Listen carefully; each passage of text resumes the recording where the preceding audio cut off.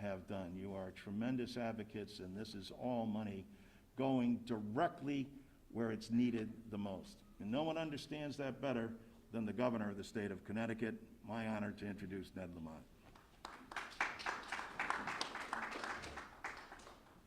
Hey, thank you, John, and to you and the entire delegation, and President Biden and Kamala Harris, who was here a week ago, taking the lead on this from the federal government. You made all this possible. And Karen and Beth and I, and the grandchildren of a lot of the folks right back here, appreciate that every day. Beth and I were here back during the worst of the pandemic when we really realized how vital childcare was. And this was for folks who were working at the hospitals right at the peak of the pandemic. And we had to raise money privately. We scraped a little bit to get by to make sure we could get going. And now here's our chance to continue to expand everything we're trying to do. You know, Karen, the league, the Women's League, it's remarkable. I mean, I think you told me, there's Thurman Milner, right? Didn't he come here? And there's Sean Wooden's grandmother. This is a family institution that goes back many generations, and that shows you the love and care that they bring to child care, and what that means for people. And now that you have the funding, thanks to you know, the rescue plan, we can continue to keep operating and expand. Karen told me we have additional capacity here right now for people that want and need care for their kids, care for their toddlers, care for their infants. Come here to the Women's League. They've been here since 1921, is that what you said? Certainly 1936 for childcare.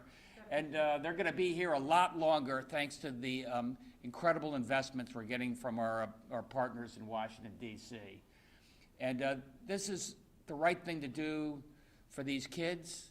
It's the right thing to do for their parents, allows them to get back in the game. And it's really an important investment for our state as we get back to a new normal. So, John, I can't thank you enough for everything this means.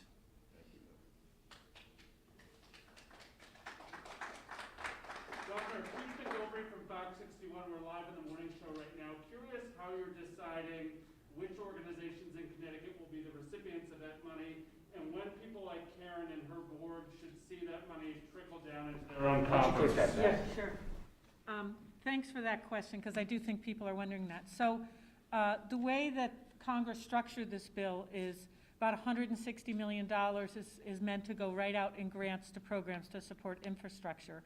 So every licensed child care center and family child care home will be eligible to receive these funds, and the grant formula is set up where a program like the Women's League, which is accredited, serves infants and toddlers, which is a real need, and is in a low-income community. The grants will be higher, about double, because Karen meets all three of those areas. And the funds should be out, the grant application will be out by mid-April for programs to apply. We're expecting the rescue dollars to land any day. So we're waiting for the dollars to land, but we're getting the application out now so that when the funds come, we'll be ready to send those out. What is your message to parents who have kept their kids maybe on the sidelines for a little while as they wait to see if their children's facility will get the resources that they need? What's your message today? Yeah, I think there are a couple messages. One is that the governor has asked us to make childcare more affordable for as many families as possible in Connecticut, and you'll see that in some of the policies that he's announced in the last week. The second piece is that childcare is safe. It's not that there's 0 cases, but there have been 4,000, up to 4,000 programs open in Connecticut. They have been following public health protocol. Those of you who came in here, they are having their temperature taken. They're asked if there's any illness in the family. They're following all the public health guidance. OEC's working with them. We're working with DPH next week to put on another webinar about best practices. So childcare is available and safe. And it's, you know, we need families to feel comfortable in that, and that's why we have a lot of very specific restrictions. 3-year-olds are wearing masks in childcare in Connecticut. We're one of just 4 or 5 states requiring that, and we've had really good outcomes from that. Now, we look forward to the day when that won't be the case, and We're watching the public health guidance carefully, but parents should know that Connecticut has some of the strongest health and safety regulations. And I know, Karen, you're running a fantastic program here and have been able to really mitigate the spread of COVID-19. Governor, we have seen infection rates tip up a little bit, but on a good note, 16 and over are able to get vaccinated today. Where is the picture this morning as we stand in the state of Connecticut? The picture is that we're going to make appointments for 100,000 people today. And that's now all ages are available. And as Beth followed up, we prioritized some time ago not only teachers and educators, daycare. So if you said, what's the message? John whispered in my ear, hope is on the way. But I also tell those parents, you can bring your child right here to the Women's League. It's safe. Kids are wearing the masks. The counselors have been vaccinated, and that makes a difference. We've got a good supply of vaccine. It continues to come. You maybe heard some questions about the J&J vaccine. Our supply for this week has arrived. Our supply for next week is on schedule. So it may take a little bit of patience. I know there are a lot of people who are ready to get vaccinated, but 100,000 appointments today. Governor, after next week, what happens with the Johnson & Johnson deliveries? Because I believe, aren't you guys getting 3-week windows now? And how is that going to affect the vaccination program? Good for this week, good for next week. The week thereafter, Paul, there may be a slowdown in J&J, but there may be a speed up in Pfizer. So let me get back to you on that. Another point, Governor, you have any words on infrastructure? That's a very hot topic this week. Where is Connecticut going to be on the list of getting some funding? Well, I've got a good friend who's on the Ways and Means Committee, and I know a woman who runs appropriations, and we got a chairman of the Ways and Means right down the street in Springfield. So, and we have a need. Let's face it, we're a pretty old state. We have old infrastructure. I'm from a town, you were there as well when the Mianus River Bridge collapsed. And so we're going to do everything we can in terms of making sure that Connecticut is prepared to get the front of the line. John Larson and I were just talking a few days ago about Hartford 400, big, bold strategies to get this state moving again. And by the way, I love the idea of opening up our city, starting with Hartford to the river. Do you want to add to that, John? Well, first and foremost, let me commend President Biden for following through on what he said he would do. And he hasn't been in office yet, about 60-plus days. And we said we were going to tackle COVID, and he has, and delivered on the American Rescue Plan. And we sincerely hope, too, that this there will be a bipartisan effort on infrastructure. Because it's needed. And the president is thinking big and bold. And that's what the economists are telling them to do as well. Not make the same mistakes that we made in 2008 and 2009, which led to a slow, sluggish coming out of the crisis that we faced back in 2008, 2009. And so, yes, we're excited about the funds, and as the governor said, and I was telling Chris earlier that, 8491 in this region, the state has many infrastructure needs, and this is going to go beyond highways and bridges and rail and airports. It's going to be human infrastructure as well, which will have an impact on facilities like this. But I believe you were talking about the physical infrastructure, Chris, so let me say that we're very focused on this, and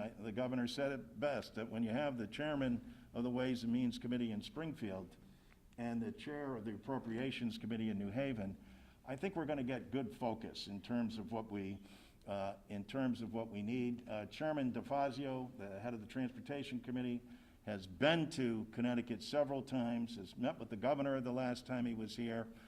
And I think everybody in Congress, and that's why I truly hope that it's bipartisan, because look, just like this pandemic, infrastructure isn't red or blue, or isn't liberal or conservative or Democrat or Republican. It's what the people need, and long overdue. And as important, it will be what puts the nation back to work.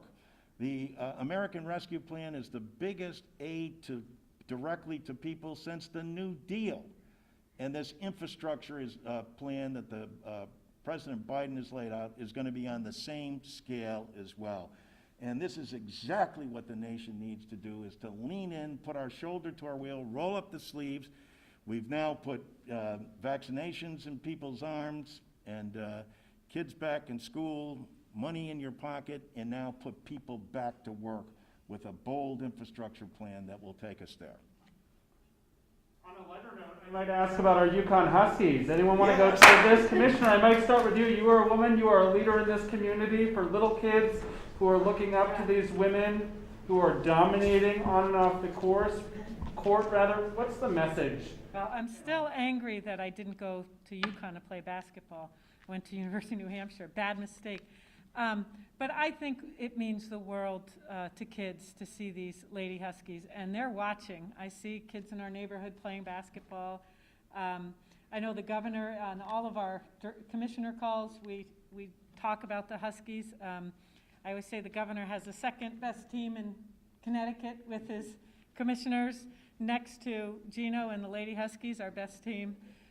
We're so excited for that and what it means to kids. But it's going to be a tough game. Arizona is going to be tough. And then South Carolina or Stanford will be even tougher. But I don't know, Governor, you might have some Lady Husky things to share. What's your message to the team, Governor? That we are all cheering you on. You are doing Connecticut proud. We're so proud. Look, a lot of these are juniors and freshmen standing up under the national spotlight, winning with class and winning as a team. That's what I love about the Yukon Huskies. They're winning as a team. Don't let me down, Gino. Congressman, what does it say to young people about possibilities? I mean, the money we're talking about today, all designed to give people a good start. Sport's just a piece of an educational component, but what does it say to kids? Well, it's such great pride that we all take in what the University of Connecticut has been able to do over the years, both men's and women's basketball. But Gino Auriemma is in a league all of his own. 13 consecutive trips to the Final Four. I don't believe that that's ever been. I don't even think John Wooden went 13 consecutive years to the Final Four, and it's been an inspiration for male and females to watch this team. This, as the governor said, the source of pride that it brings our state. I'm on a chain with members of Congress. We call it Sports Buddies, and so Joe Courtney and I have been doing an awful lot of bragging lately about the University of Connecticut, and couldn't be prouder. And I think this means an awful lot to our state, and we're so proud of the effort that the women team has put forward. And let's give Chris Daly a nod here too for taking us through those first couple of games. They weren't nail biters like Baylor, but nonetheless, here we are headed into the Final Four for the 13th consecutive year. I hate to bring things down after that upbeat. Have you heard of any issues with the appointment system? We go through this every phase. Paul's asking about the appointment system, especially the online appointment system. You're right. It gets everybody's sitting there at 12:01 on April 1st this morning, and one of the systems was overwhelmed there for an hour or so. Again, I just urge you to be patient. There's going to be plenty of vaccine. Everybody can get vaccinated. You'll get your first shot within 2 or 3 weeks. If you're a little younger, a little healthier, give the folks a little bit older, maybe have a vulnerability, give them a little extra time. And I don't think I heard the three of you predict a victory. You guys confident of another Final Four appearance and national championship? Yeah, it's easy for me to predict, and the other team, our team has to deliver it, but I believe in this team. I'm with John. I think you're going to see national champions coming out of the Yukon women. Regardless, they're an amazing team. Yeah, I've watched every play all season. I think that one of the most exciting things Just about about to the mic. Yeah. Oh, sure. Sorry, yep. Building our sportscast. Yeah, okay. You know, having watched every play all year, it's just such a wonderful thing, but there's never been this much parity in women's sports. We are seeing, there are 8 teams that could have won this year, and now we're down to 4 left. Depends on a lot of things. I'm, of course, rooting hard for the Huskies, but there's never been a year with this much talent and what that means for young women and all these role models and how many people are watching. It's more than ever are watching, so the public is seeing that. And of course, the Huskies got to win, but it's going to be tight. It's going to be tough. And having a freshman who's the National Player of the Year. Unbelievable. First time ever. Yep. As a First freshman. time ever. Yeah. All right, that's a wrap. Thank you, everybody. Thank you, Congressman. Thanks. There you go. You gave your